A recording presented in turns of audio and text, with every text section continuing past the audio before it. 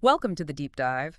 Today we're zooming in on Los Angeles. It's a city that's really becoming a key player in the whole electric vehicle scene. hmm We've been looking at what makes LA, well, kind of interesting when you think about EV infrastructure. Yeah, definitely a hot spot. Now, let's be clear up front, this isn't us giving financial advice. We're just, exploring the factors that suggest LA could be pretty significant for EV infrastructure development. Absolutely.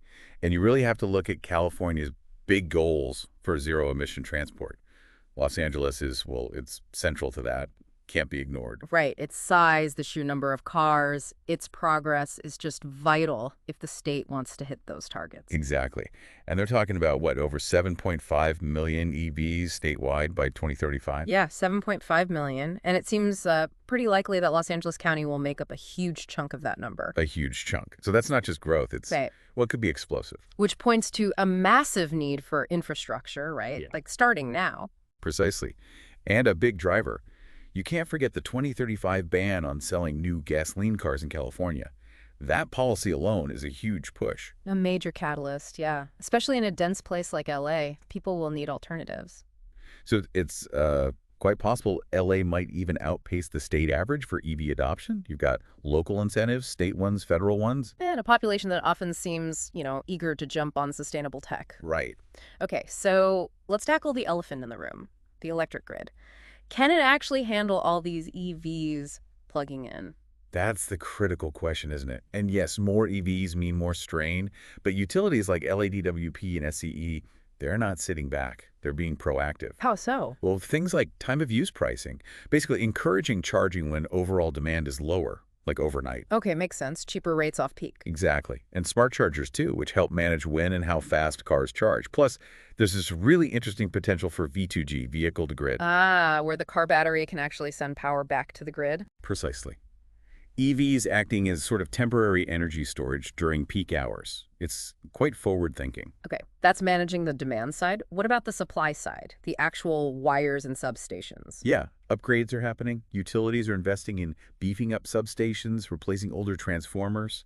There's also a push for distributed energy resources. It's like local solar and batteries. Exactly. Think solar panels on buildings paired with batteries, maybe even powering charging stations directly.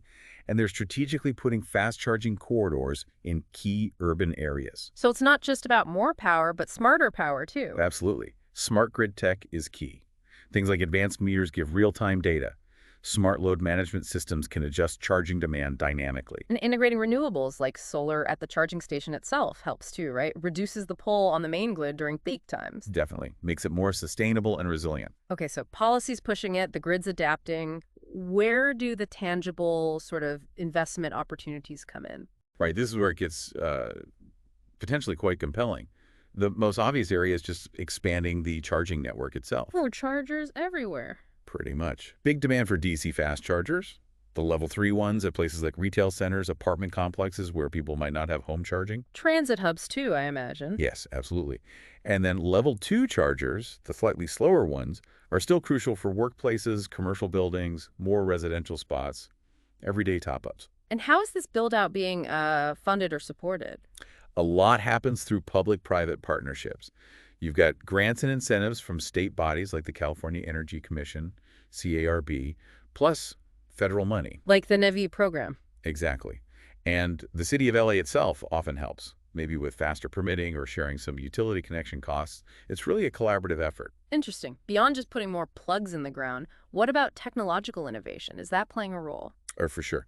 We're seeing big strides in ultra-fast charging tech, cutting down those charging times significantly. Reducing range anxiety. Right. There's also exploration into battery swapping stations, though that's maybe a bit more niche currently. And AI is starting to play a role in managing charger networks, optimizing availability, pricing, grid load.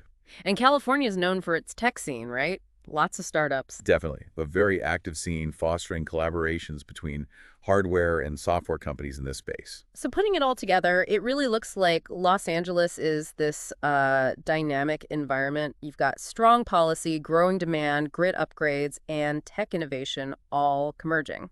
Yeah, it seems like the stage is really set for some considerable development in EV infrastructure there. It paints a picture of a pretty compelling landscape. Precisely.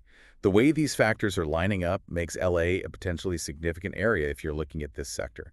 It's about being part of a big shift in how cities move and use energy. Okay, well, just one final reminder for you, the listener.